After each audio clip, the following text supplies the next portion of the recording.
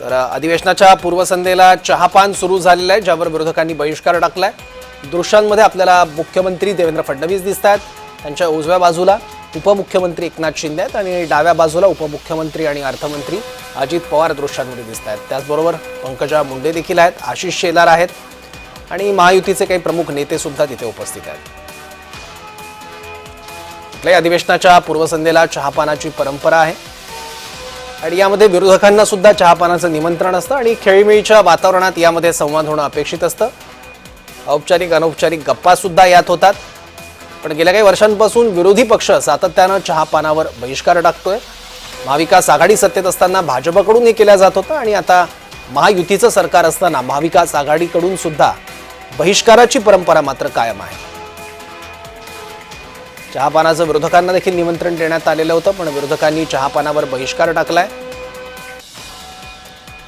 याबद्दल आणखी माहिती घेऊयात, आपले प्रतिनिधी मनोज रायकर आपल्या सोबत आहेत। मनोज, सौरभ, आपण या ठिकाणी बघितलं तर आज उद्यापासून पावसाळी अधिवेशनाला सुरुवात होत आहे आणि त्या पावसाळी अधिवेशना पूर्वसंध्येला आपण चहा पाण्याचा कार्यक्रम या ठिकाणी महायुतीकडनं तसंच आपण सरकारकडनं ठेवण्यात आलेला आहे आणि याला आपण विरोधकांनी हा विरोध देखील दर्शवला, बहिष्कार टाकलेला आहे।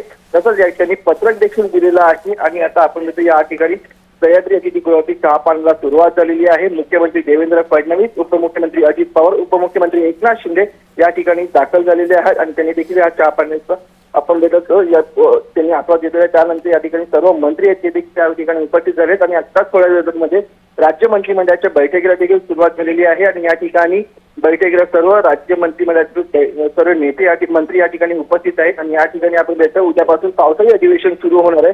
त्या संदर्भात देखील या बैठकीमध्ये चर्चा केली जाणार आहे, कशा प्रकारचं त्याचं नियोजन असणार आहे, त्याचे सर्व आपण जे पत्रक आहे त्याची देखील पूर्तता या ठिकाणी केली जाणार आहे आणि आपण या बैठकीमध्ये हिंदी संदर्भात देखील कुठेतरी चर्चा या ठिकाणी होऊ शकते, कारण की दोन्ही ठाकरे बंधू एकत्र येणार आहेत, मोर्चा काढणार आहेत आणि आंदोलन देखील करणार, त्या संदर्भात देखील कुठेतरी चर्चा होऊ शकते। पण महत्वाची चर्चा म्हणजे उद्यापासून पावसाळी अधिवेशन या ठिकाणी सुरू होत आहे आणि पावसाळी अधिवेशनामध्ये विरोधक आक्रमक भूमिका घेणार आणि त्यांना कशा प्रकारे सामोरं जातं या संदर्भात देखील या बैठकीमध्ये चर्चा होऊ शकते आणि आपण बैठक त्या कशा प्रकारे हे नियोजन असणार आहे त्यात देखील चर्चा केली जाणार आहे। ठीक आहे मनोज, नव्या सरकारचं हे पहिलंच पावसाळी अधिवेशन आहे, त्यामुळे काही वेगळेपण जाणवलं या चहापानाच्या कार्यक्रमात? आपण बघितलं हा तिसरं या ठिकाणी अधिवेशन होत आहे आणि आपण बघितलं पावसाळी अधिवेशन उद्यापासून सुरुवात होत आहे आणि या ठिकाणी तिसऱ्यांदा आपण बघितलं बहिष्कार हा विरोधकांकडून टाकण्यात आलेला आहे।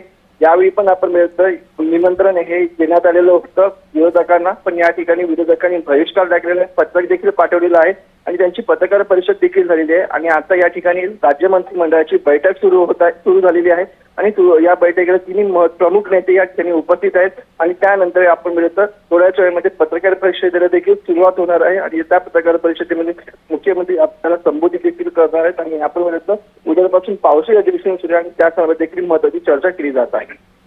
ठीक आहे मनोज रायकर, धन्यवाद या सगळ्या माहितीबद्दल। पावसाळी अधिवेशनाच्या पूर्वसंध्येला होणाऱ्या चहापानाच्या कार्यक्रमाची दृश्य आपण बघतोय, ज्यात मुख्यमंत्री देवेंद्र फडणवीस दिसत आहेत, त्यांच्या बाजूला एकनाथ शिंदे आहेत आणि उपमुख्यमंत्री अजित पवारही आहेत।